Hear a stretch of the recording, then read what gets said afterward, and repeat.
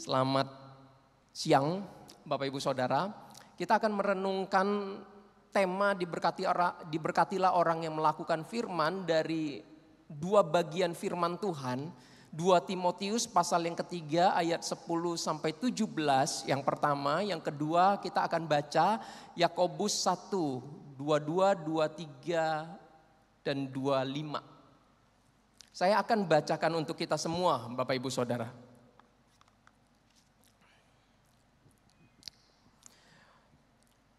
Ketahuilah bahwa iman bertumbuh dalam penganiayaan dan dalam pembacaan kitab suci. Engkau telah mengikuti ajaranku, cara hidupku, tujuanku, imanku, kesabaranku, kasihku, dan ketekunanku.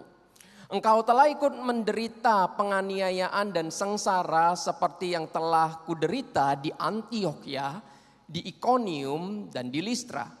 Semua penganiayaan itu kuderita dan Tuhan telah melepaskan aku dari semuanya itu. Memang setiap orang yang mau hidup beribadah di dalam Kristus Yesus akan menderita aniaya. Sedangkan orang jahat dan penipu akan bertambah jahat. Mereka menyesatkan dan disesatkan. Namun hendaklah engkau tetap berpegang pada kebenaran yang telah engkau terima dan yakini dengan selalu mengingat orang yang telah mengajarkannya kepadamu. Ingatlah juga bahwa sejak kecil engkau sudah mengenal kitab suci yang dapat memberi hikmat kepadamu dan menuntun engkau kepada keselamatan melalui iman kepada Kristus Yesus. Seluruh kitab suci diilhamkan Allah dan bermanfaat untuk mengajar, untuk menyatakan kesalahan, untuk memperbaiki kelakuan, dan untuk mendidik orang dalam kebenaran. Dengan demikian tiap-tiap manusia kepunyaan Allah diperlengkapi untuk setiap perbuatan baik. Satu lagi kita akan baca Yakobus pasal 1 ayat 22, 23 dan 25, mungkin 24 juga 25. Hendaklah kamu menjadi pelaku firman dan bukan hanya pendengar saja. Sebab jika tidak demikian kamu menipu diri sendiri. Sebab jika seseorang hanya mendengar firman saja dan tidak melakukannya, ia seumpama seseorang yang sedang memandang mukanya yang sebenarnya di depan cermin. Ia memandang dirinya lalu pergi dan segera lupa bagaimana rupanya.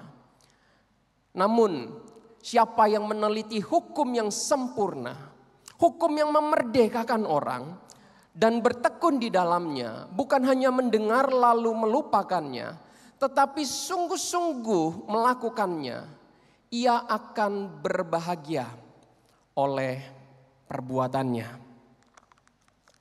Diberkatilah kita Bapak Ibu Saudara yang membaca, merenungkan dan melakukan kebenaran firman.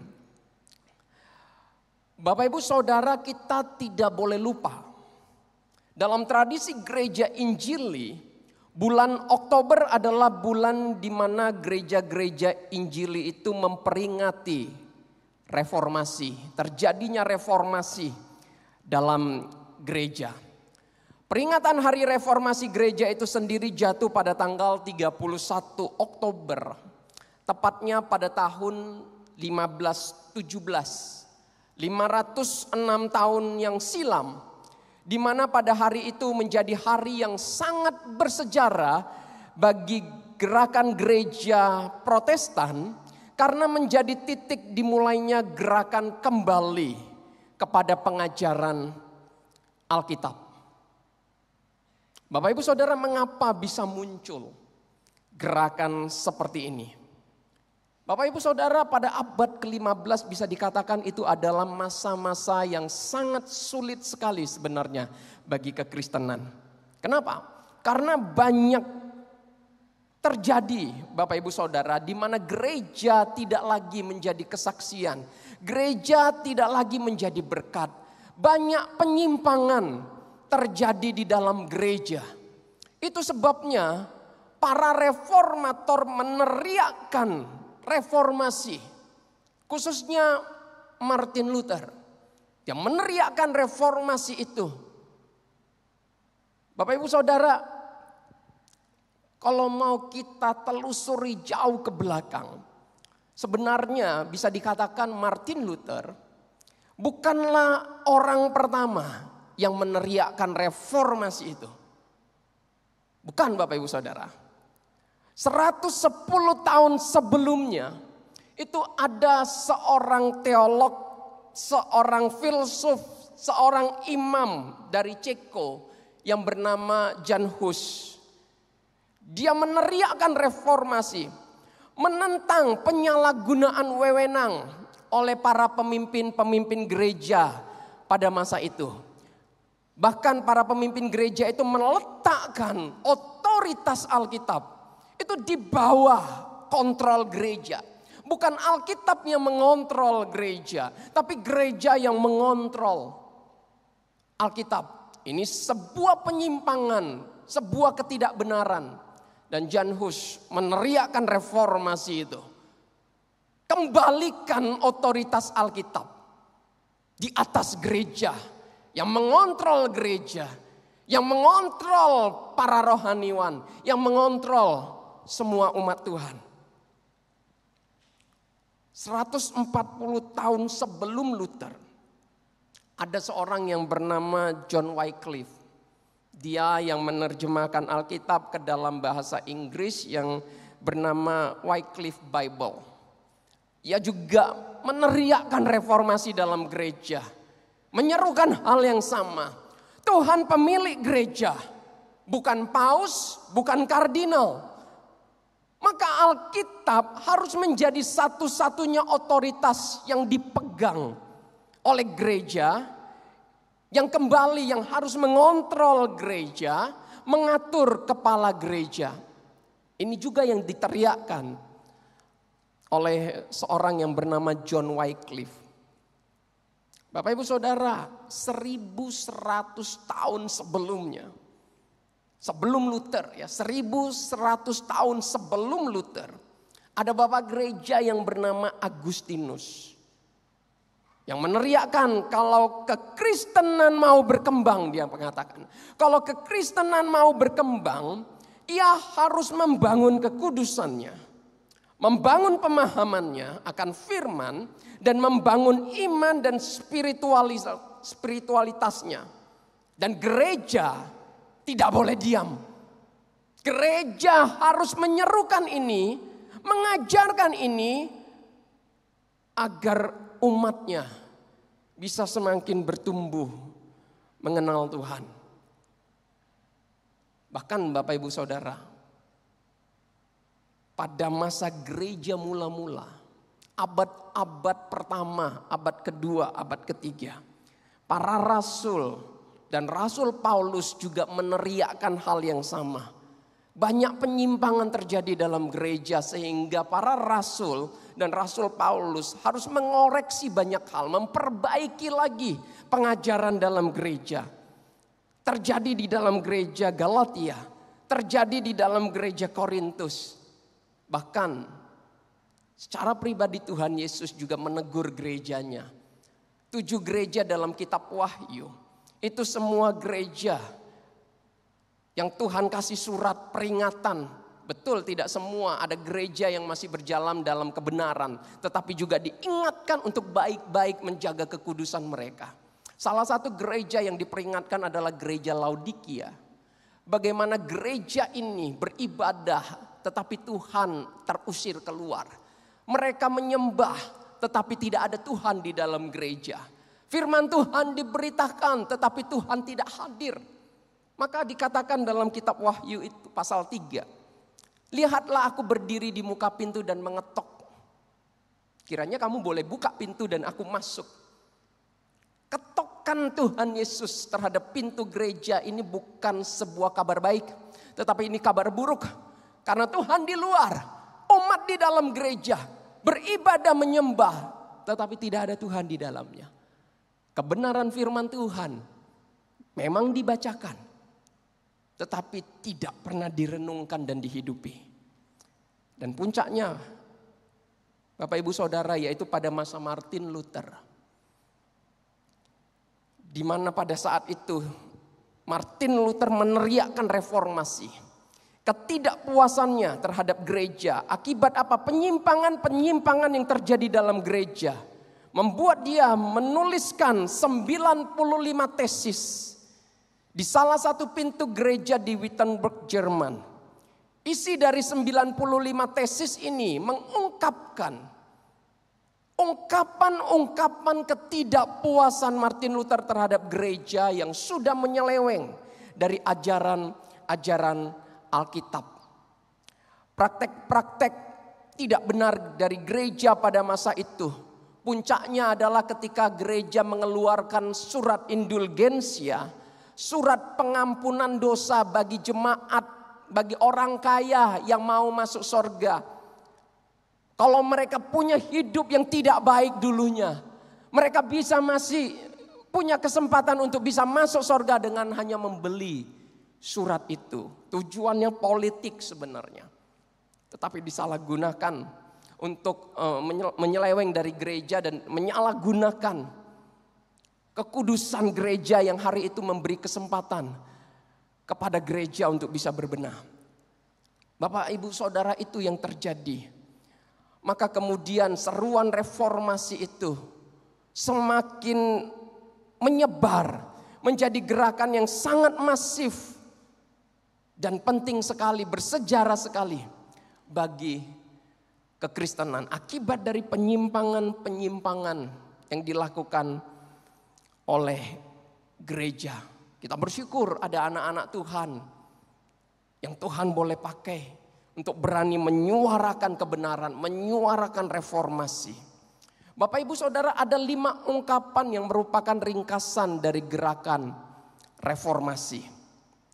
Yang pertama, sola scriptura, hanya Alkitab. Sola fide, hanya iman. Sola gratia, hanya anugerah. Solus Christus, hanya Kristus. Soli Deo gloria, kemuliaan hanya bagi Tuhan. Teriakan-teriakan reformasi dirangkum dalam 5 sola ini. Yang diteriakkan oleh para reformator untuk gereja boleh perhatikan, untuk gereja boleh hidupi, untuk gereja boleh pegang baik-baik sebagai prinsip di dalam menjalankan iman Kristennya. Hari ini kita akan membahas yang pertama, Bapak Ibu Saudara. Kita akan fokus kepada yang pertama, sola scriptura, hanya Alkitab. Bapak Ibu Saudara, Alkitab harus menjadi satu pilar, Alkitab harus menjadi satu fondasi, Alkitab itu harus menjadi satu prinsip gereja. Untuk gereja mampu menghadapi tantangan zaman, untuk gereja mampu menjadi saksi dan berkat di segala keadaan, di segala situasi, dalam kondisi apapun, di segala zaman. Ada yang kemudian mengatakan seperti ini. Seberapa efektif Alkitab bisa menjawab itu? Bapak Ibu Saudara, kalau kita perhatikan kembali, tadi saya sudah mencoba untuk memaparkan teriakan-teriakan reformasi dari zaman gereja mula-mula, zaman Saint Agustinus, kemudian zaman Wycliffe, zaman John Hus, zaman Martin Luther. Bapak Ibu Saudara, semua penyimpangan-penyimpangan ini, di tengah-tengah kondisi penyimpangan, apa yang membuat mereka menyimpang adalah keadaan zaman, perkembangan zaman, mengubah paradigma, mengubah cara berpikir, mempengaruhi iman. Bagaimana kemudian para rasul, bapak-bapak gereja menyelesaikan solusi itu? Teriakan yang sama, kembali kepada ajaran Alkitab. Kembali kepada ajaran Alkitab.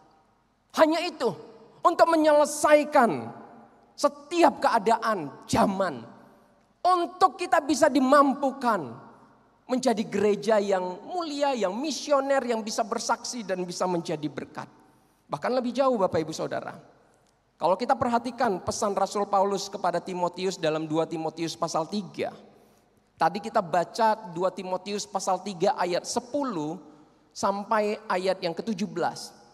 Tetapi perhatikan 3 Timotius pasal yang 2 Timotius pasal yang ketiga, ayat yang pertama sampai ayat yang ke-7. Bapak Ibu Saudara, di sana dipaparkan begitu rupa oleh Rasul Paulus. Diingatkan kepada Timotius bagaimana prediksi kondisi zaman yang akan semakin merosot, semakin bobrok. Hidup manusia akan melawan kebenaran. Ketahuilah bahwa pada hari-hari terakhir akan datang masa yang sukar. Manusia akan mencintai dirinya sendiri dan menjadi hamba uang. Mereka akan membual dan menyombongkan diri.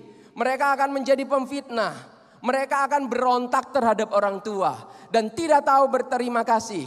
Tidak peduli agama, tidak tahu mengasihi, tidak mau berdamai, suka menjelekkan orang, tidak dapat mengekang dirinya, garang, tidak suka yang baik, suka berkhianat, tidak berpikir panjang, berlagak tahu, lebih menuruti hawa nafsu daripada menuruti Allah. Secara lahiriah mereka menjalankan ibadah mereka.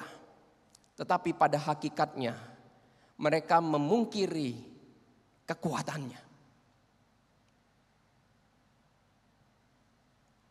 Manusia di zaman-zaman akhir akan seperti itu. Sulit sekali untuk menghadapi orang-orang seperti ini, bukan Bapak Ibu Saudara? Maka dikatakan akan datang masa yang sukar. Karena memang gak gampang menghadapi orang-orang seperti itu. Tetapi apa pesan Rasul Paulus pada Timotius? Apa pesan Rasul Paulus? Di dalam 2 Timotius pasal yang ketiga ayat yang ke-10. Engkau telah mengikuti ajaranku. Saya senang dengan terjemahan TB1-nya. Yang sebelum TB2 gitu ya. Walaupun sebenarnya nggak salah juga gitu ya. Karena di TB1 ada kata tetapi engkau, kalau TB2 tetapinya hilang. Tetapi engkau telah mengikuti ajaranku. Ayat 14, namun hendaklah engkau tetap berpegang pada kebenaran yang telah engkau terima. Ayat yang ke-15. Ingatlah juga bahwa sejak kecil engkau sudah mengenal kitab suci yang dapat memberi hikmat kepadamu. Menghadapi situasi-situasi zaman yang bobrok, yang sukar. Rasul Paulus mengingatkan Timotius untuk tetap hidup menjadikan ajaran Alkitab sebagai praktek kebenaran. Dalam perkataan, kelakuan, perbuatan, keinginan, tampilan emosi dan sifat. Karena hanya dengan Alkitablah, hanya dengan itulah orang Kristen akan dimampukan untuk menjadi pengikut Yesus yang baik, untuk bisa melakukan kebenaran firman Tuhan, bahkan untuk bisa membuat perbedaan, untuk bisa memberikan contoh teladan yang baik. Itu sebabnya tadi saya bilang saya suka dengan terjemahan yang TB1. Karena ada kata tetapi. Beberapa terjemahan Inggris juga memakai ada kata tetapi. Tetapi engkau. Buat kontrasnya dari yang terjadi di dunia ini. Hanya dengan Alkitab, hanya dengan firman Tuhan. Kita baru bisa membuat perbedaan itu. Bisa menjadi contoh, bisa menjadi kesaksian. Bapak Ibu Saudara, ada seorang yang bernama Mahatma Gandhi. Mahatma Gandhi ini adalah pemimpin revolusioner India. Dia bukan orang Kristen. Satu kali dia pernah mengatakan seperti ini. Aku telah melihat kekristenan dan itu tidak berfungsi. Aku telah melihat kekristenan dan itu tidak berfungsi. Seandainya orang-orang Kristen hidup seperti Yesus dan mengerjakan apa yang Yesus ajarkan, mungkin hari ini aku sudah ikut Yesus. Satu sindiran yang tajam sekali untuk kekristenan, Bapak Ibu Saudara. Ada banyak contoh kesaksian-kesaksian yang menjadi batu sandungan oleh karena umat yang tidak menghidupi Alkitab. Bagaimana menghidupi Alkitab kalau Alkitab itu sendiri pun tidak dibaca? Itu sebabnya seruan kembali kepada pengajaran Alkitab itu menjadi semboyan reformasi yang harus diingat, yang harus dipraktekkan, yang harus dijaga baik-baik. Karena ini penting sekali bagi kemajuan kekristenan itu sendiri, bahkan bagi kemajuan iman rohani dari setiap anak-anak Tuhan. Bapak Ibu Saudara, ketika Rasul Paulus mengajarkan Timotius dalam 2 Timotius pasal yang ketiga ayat 15 sampai 16. Rasul Paulus sadar betul kalau Timotius itu masih muda dan bisa mudah terpengaruh oleh zaman. Zaman yang sukar yang dijabarkan oleh Rasul Paulus di dalam 2 Timotius pasal yang ketiga ayat pertama tadi sampai ayat yang kelima. Itu jabaran-jabaran masa-masa sulit yang bukan cuma bisa melemahkan iman Timotius, tetapi juga bisa menggoda Timotius yang masih muda ini untuk terseret terbawa arus di dalamnya. Maka perlu bagi Rasul Paulus mempersiapkan Timotius, membimbing Timotius agar jangan sampai dia terjerumus, terbawa arus, tergoda, terpengaruh dan akhirnya jatuh tersandung.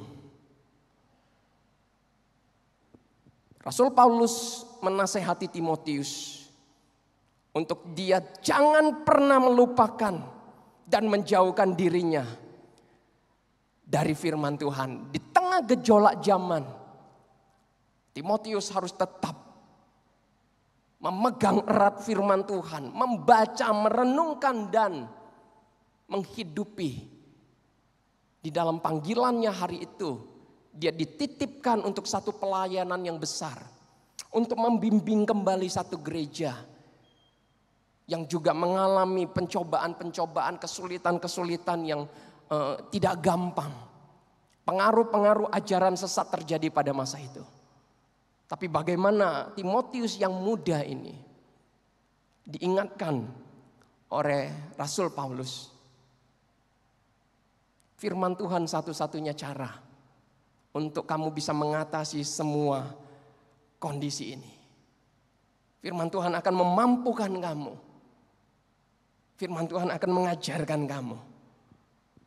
Maka Bapak Ibu Saudara, penting bagi kita hari ini untuk memikirkan dalam-dalam, merenungkan dalam-dalam. Seberapa kita hari ini menjadikan firman itu benar-benar dasar di dalam kita menghadapi segala situasi. Bagaimana firman menguatkan kita, mengarahkan kita, menopang kita, menguatkan kita. Bapak Ibu Saudara, kenapa ini penting? Kenapa ini penting? Penting Bapak Ibu Saudara, ketika kita berbicara tentang melakukan firman, kita tidak bisa tidak membaca firman. Ketika kita didorong untuk melakukan firman, maka firman harus kita baca. Dan bukan cuma baca Bapak Ibu Saudara, tetapi juga harus direnungkan. Kita tahu arti kata merenungkan, artinya memikirkan, memperhatikan. dan kemudian merefleksikan dalam diri kita. Apa yang Tuhan sedang mau ajar dari kebenaran firman ini kepada kita. Dan bagaimana kita kemudian berjuang untuk menaati kata firman. Untuk diubah oleh firman. Untuk kemudian kita hidupi. Bapak Ibu Saudara, dalam Alkitab kita pernah baca ada kisah Marta dan Maria. Ada kisah Marta dan Maria. Dikatakan satu kali Yesus itu datang ke rumah mereka. Dan Marta sibuk melayani, mempersiapkan jamuan untuk Yesus. Pertanyaannya, sibuknya Marta, apakah Marta menjalani hidup yang melakukan firman? Apakah Marta menjalani hidup yang melakukan firman? Jawabannya jelas Bapak Ibu Saudara, tidak. Karena hari itu dia mendapatkan teguran Yesus, peringatan Yesus. Itu terlihat dari Yesus yang mengingatkan Marta. Marta, Marta, engkau menyibukkan dirimu. Berbeda dengan Maria. Tapi ironinya Bapak Ibu Saudara, ironinya gereja senang, sangat suka dengan tipe Marta. Kenapa? Karena dia rajin. Karena dia aktif, karena dia produktif, gerak cepat. Gereja tidak suka dengan tipe Maria. Kenapa? Terlihat pasif, hanya duduk-duduk di bawah kaki Yesus. Tidak produktif, terkesan malas. Tapi perhatikan pujian Tuhan. Maria telah memilih bagian yang terbaik, yang tidak akan diambil daripadanya. Kenapa Marta ditegur Tuhan? Karena dia sungut-sungut.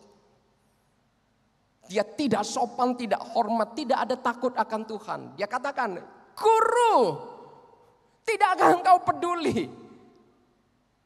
Saudaraku itu membiarkan aku melayani sendiri. Dia menegur Yesus. Bapak Ibu Saudara, pelayan yang rajin, yang aktif, yang produktif. Gerak cepat. Tapi kalau tidak ada takut akan Tuhan, tidak ada rasa hormat sama Tuhan, gak ada gunanya. Gak ada gunanya Bapak Ibu Saudara. Pelajaran apa yang kita bisa dapatkan dari kisah Marta dan Maria ini? Kita mendapatkan satu pelajaran penting, betapa pentingnya firman Tuhan. Menjadi dasar bagi perjalanan iman Kristen kita, membentuk kita menjadi pelaku firman yang bisa diberkati. Bapak Ibu Saudara, melakukan firman bukan sekedar kita melakukan perbuatan baik yang diupayakan atau mungkin dari kebiasaan kita karena kita terbiasa rajin, terbiasa berbuat baik. Bukan itu Bapak Ibu Saudara, tetapi sangat ditentukan oleh bagaimana firman mengubah, menuntun hidup kita. Sehingga perbuatan baik kita itu bisa membawa kemuliaan bagi nama Tuhan. Membawa kita menghormati Allah ketika melakukannya. Melakukan seperti untuk Tuhan. Segala pujian kemuliaan hanya bagi Tuhan. Soli Deo Gloria. Bukan bagi kita. Bukan untuk mencari pujian, tapi untuk menyenangkan hati Tuhan. Bagaimana firman itu bekerja, mengubah, membentuk kita. Maka perhatikan Bapak Ibu Saudara, di dalam Yohanes pasal yang ke-12, ayat 1 sampai 3, kita masih menemukan Marta yang sama. Marta yang sama, yang sibuk melayani. Tetapi hari itu dia melayani dengan sukacita, nggak ada sungut-sungut. Dan Tuhan senang dengan pelayanan Marta. Marta telah berubah di sana. Apa yang mengubah Marta? Apa yang mengubah Marta? Kita akan menemukan di dalam Yohanes pasal yang ke-11 ayat 21 sampai 27. Dalam dialog Marta dengan Tuhan Yesus. Di sana kita bisa melihat Marta yang berbeda ini telah diubah oleh firman. Telah ditransformasi oleh firman. Sehingga Marta sekarang mengerti bagaimana dia melakukan pelayanan itu. Pelayan yang tidak takut Tuhan, yang tidak menjadikan firman sebagai renungan untuk dia mengevaluasi dirinya agar bisa melayani semakin lebih baik. Pelayan-pelayan seperti ini bisa sembarangan dan itu akan menjadi banyak batu sandungan.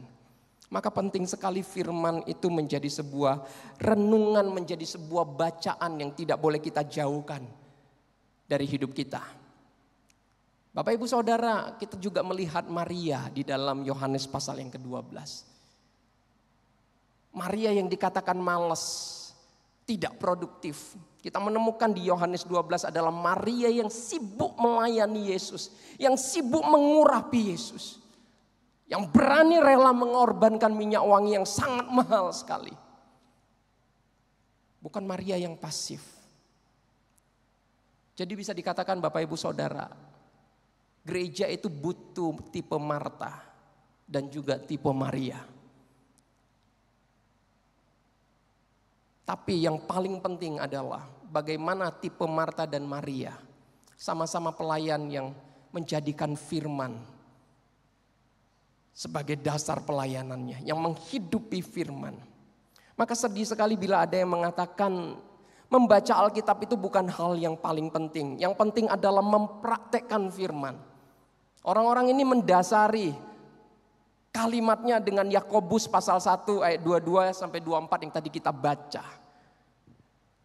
Yang penting melakukan firman. Tapi perhatikan Bapak Ibu Saudara. Dalam Yakobus pasal 1 ayat 25 itu jelas. Memang ayat 22, hendaklah kamu menjadi pelaku firman. Tetapi jangan berhenti sampai di sana. Perhatikan juga ayat 25. Namun siapa yang meneliti hukum yang sempurna, hukum yang memerdekakan orang dan bertekun di dalamnya. Artinya apa Bapak Ibu Saudara? Yakobus mau mengingatkan, menjadi pelaku firman. Pelaku firman yang seperti apa? Pelaku firman yang sesuai kebenaran firman Tuhan. Yang tidak boleh bertentangan dari kebenaran firman Tuhan. Pelaku firman yang menjadikan firman itu asupan gizi rohaninya, makanan seseharinya, yang mendasari dia melakukan perbuatan-perbuatan baik. Yang mengubah dia, yang membuat dia mengerti perbuatan baik seperti apa yang menyenangkan hati Tuhan yang ia harus kerjakan. Orang-orang yang menjadikan firman sebagai dasar hidupnya, yang mengutamakan firman, yang menghidupi firman. Hanya orang-orang seperti inilah yang berani melayani bahkan melampaui apa yang dia bisa lakukan. Bahkan sampai berani menyerahkan nyawanya. Berani untuk pikul salib. Bapak Ibu Saudara, maka kita menyadari hari ini. Ketika para reformator itu menyerukan kembali kepada pengajaran Alkitab. Termasuk 5 sola, 4 sola yang lain. Ini bukanlah mereka memunculkan formula baru. Bukanlah ide baru. Bukanlah ajaran baru. Ini adalah ajaran yang sudah diajarkan oleh kebenaran firman Tuhan. Yang sudah diajarkan oleh Tuhan Yesus. Yang sudah diajarkan oleh Allah di dalam perjanjian lama, perjanjian baru. Para reformator ini hanya mencoba untuk mengembalikan kembali fungsi Alkitab dalam gereja, dalam kehidupan anak-anak Tuhan. Mereka itu menemukan kembali ajaran firman yang sudah diabaikan, yang sudah ditinggalkan oleh gereja dan para pemimpin gereja. Karena mereka menyadari inilah satu-satunya alat di dalam anugerah Tuhan yang boleh memampukan orang Kristen bisa hidup dengan benar di sepanjang abad, di sepanjang zaman. Berbahaya sekali ketika Alkitab itu ditinggalkan. Seruan-seruan reformator menuntut reformasi gereja ini menunjukkan kebenaran bahwa praktek-praktek yang salah terhadap kebenaran firman Tuhan tidak pernah membawa kebaikan. Praktek-praktek yang salah terhadap kebenaran firman Tuhan tidak pernah membawa kebaikan bagi kehidupan iman jemaat Tuhan. Yang ada adalah keburukan, kebobrokan yang terjadi. Bapak, Ibu, Saudara, kita tahu Harvard University adalah universitas tertua di Amerika Serikat. Didirikan pada 3 September 1636 di Cambridge, 5 km dari kota Boston. Didirikan oleh seorang yang bernama John Harvard, seorang pengkhotbah Calvinis yang punya kerinduan untuk bisa melalui dunia pendidikan dia membawa peserta didiknya bertumbuh mengenal Allah dan Yesus Kristus melalui kebenaran firman Tuhan. Maka pada tahun 1869 oleh Charles Eliot, rektor Harvard pada masa itu, dia kemudian membuat satu logo.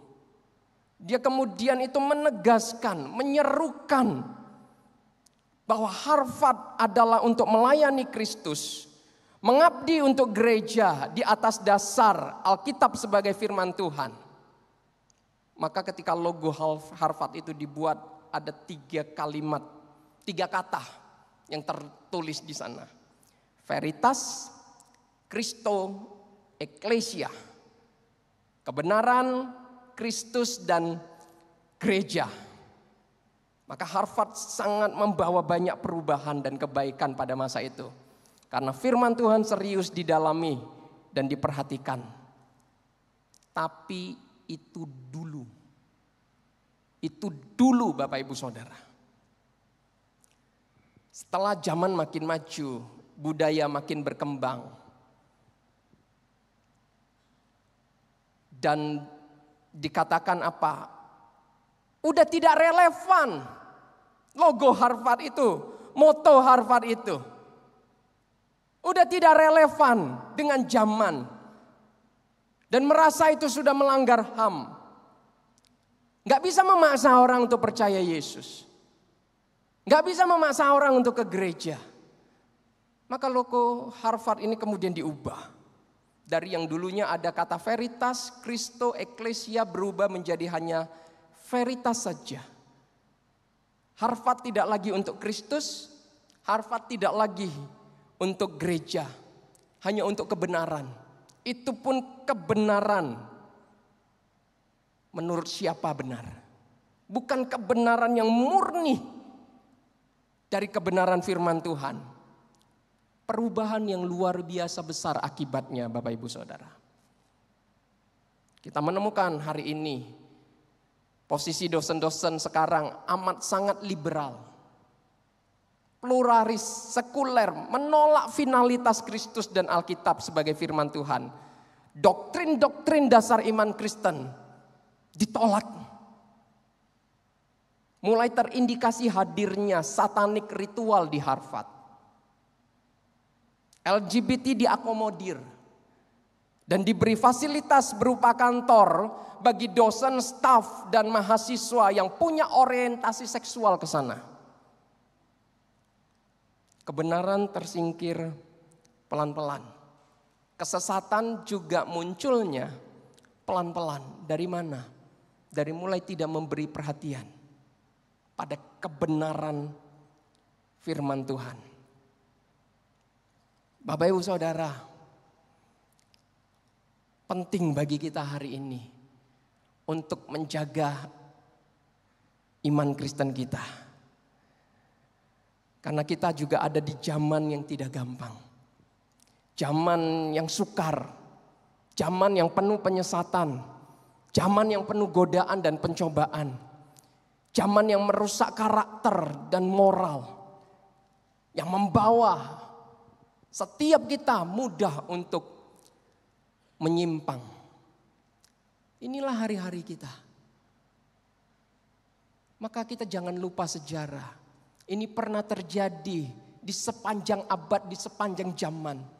Gereja pernah menyimpang akibat dari mengabaikan firman. Maka Bapak Ibu Saudara, jangan pernah jauhkan firman Tuhan dari hidup kita. Tetaplah peduli dengan kesehatan kehidupan rohani kita. Dan kita membaca, merenungkan firman itu setiap hari. Gereja kita sudah memfasilitasi itu, ada bacaan domba. Tempat di mana firman itu direfleksikan. Ada live. Tempat kita berkomunitas merenungkan firman di sana. Tetaplah berpegang teguh pada kebenaran firman. Milikilah pemahaman firman yang baik agar tidak mudah disesatkan zaman. Perkuatlah persekutuan dengan dengan saudara seiman dalam kesalehan, dengan membawa kebenaran untuk direnungkan di sana. Dengan demikianlah kita akan dibangun, dibentuk dan dimampukan untuk melakukan firman dengan benar dan mampu memberkati orang-orang dan mampu untuk bisa membawa perubahan. Karena firman mengajar kita. Karena firman menyatakan kesalahan kita. Karena firman memperbaiki kelakuan kita. Karena firman mendidik kita dalam kebenaran. Mari kita berdoa. Tuhan, terima kasih untuk kebenaran firman-Mu yang sekali lagi boleh mengingatkan kami betapa pentingnya kami menjaga hidup iman Kristen kami dengan firman. Maka Tuhan, berkati kami, condongkan hati kami untuk kami tidak menjauhkan firman, tetapi kami berjuang membacanya, merenungkannya dan melakukannya, agar kami bisa dibentuk, agar kami bisa diubah, agar kami bisa menjadi kesaksian, menjadi orang Kristen yang bisa membawa perubahan, yang tidak menjadi batu sandungan, tetapi memberkati orang-orang. Tuhan, berkati kami, tolong kami, condongkan kami untuk mencintai firman-Mu dan menyediakan waktu untuk kami merenungkan firman-Mu. Karena ini penting bagi kami. Dengar doa kami. Di dalam nama Tuhan Yesus kami berdoa. Amin.